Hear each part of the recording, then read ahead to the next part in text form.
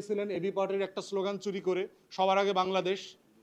যেই স্লোগানটা চুরি করছেন কিন্তু আমল তো করেন না। আমরা দল ছোট হইলেও কিন্তু আমাদের স্লোগানের উপর কিন্তু আমরা আমল করতেছি, সবার আগে বাংলাদেশ। অতএব দয়া করে যে স্লোগানটা চুরি করে নিছেন আমাদের কাছ থেকে ওইটার উপর আমল করেন। লেখা রাখছেন সবার আগে বাংলাদেশ, কিন্তু দেখতেছি সবার আগে লুটপাট তন্ত্র করছেন।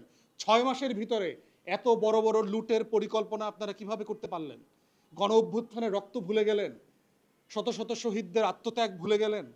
কেন এই দেশের তরুণ রক্ত দিয়েছিল এই লুটপাটের বাংলাদেশ উপহার দেওয়ার জন্য আপনাদেরকে? এরপরে দেখেন সম্প্রতি ভুতুরে বিল যে পরিমাণ আসছে, জ্বালানি মন্ত্রী বললেন আমরা লোক পাঠাইছি, গিয়ে দেখি এতগুলো ফ্রিজ, এতগুলো টিভি, ওভেন ব্যবহার করে, তো বিল আসবো না 7,000 টাকা? আপনি ইনভেস্টিগেশন করছেন? এটা আপনার কাজ?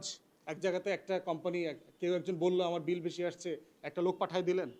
আপনি তো একটা তদন্ত কমিটি করবেন। জ্বালানি মন্ত্রণালয়ের আবার দুঃসাহস দেখেন, উল্টাপাল্টা নিউজ করলে খবর করে দিবে, এরকম আবার মেসেজও দিয়ে দিছিল অনলাইনে। তাহলে আমরা দাবি করছি আপনি একটা তদন্ত কমিটি করেন, যারা বিশেষজ্ঞ আছে তাদেরকে নিয়ে বসেন।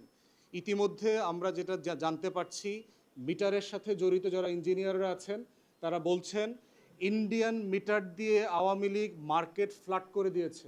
যারা বাংলাদেশে জ্বালানি বিশেষজ্ঞ আছে, ক্যাবের অ্যাডভাইজার ডক্টর শামসুল আলম সাহেব নীতিগতভাবে সিরিয়াসলি এটার বিরোধিতা করেছেন।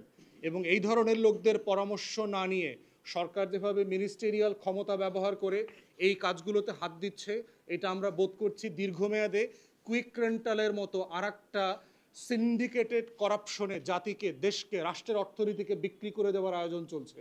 এবং ইতিমধ্যে সরকারি মহলে আলোচনা আমরা শুনছি যে বিদ্যুৎ খাতের নিয়ন্ত্রণ তো আওয়ামী লীগের হাতে, তাহলে এইবার গ্যাস এবং তেলের নিয়ন্ত্রণটা আমাদের হাতে নিতে হবে, যেন দীর্ঘমেয়াদে এই ব্যবসায়ীরা ক্ষমতায় থাকুক বা না থাকুক, তারা রাষ্ট্রকে চুষে জনগণের রক্তকে বিক্রি করে দেশে বিদেশে আরামায়েশের জীবনযাপন করতে পারে।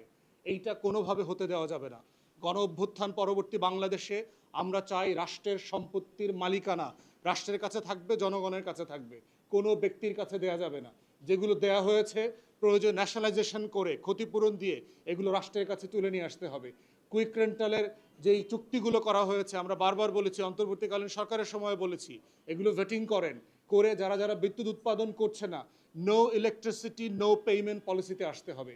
কিন্তু এখনও আপনারা পেমেন্ট দিয়ে যাচ্ছেন, যেই পেমেন্টে টপ 6 কোম্পানি যদি দেখেন কুইক রেন্টালের, এই আওয়ামী কুইক রেন্টালের মালিকরা দেশে বিদেশে এখনও মৌজ মাস্তি করতেছে এবং ডিসেম্বরে আসার জন্য হুমকি ধামকি দেয়া, খুন খারাপির ব্যবস্থা করা, টার্গেটেড অ্যাসাসিনেশনের প্ল্যান করছে, ডিসেম্বরের ভিতরে কেওয়াস লাগানো, এই একই টাকা দিয়ে করতেছে, জনগণের টাকা দিয়ে। তাই আমাদের বক্তব্য পরিষ্কার, পুরো জ্বালানি খাতকে ঢেলে সাজাতে হবে। গ্যাস নির্ভর বিদ্যুৎ কেন্দ্র থেকে সরে এসে কয়লা নির্ভর বিদ্যুৎ কেন্দ্রে যেতে হবে।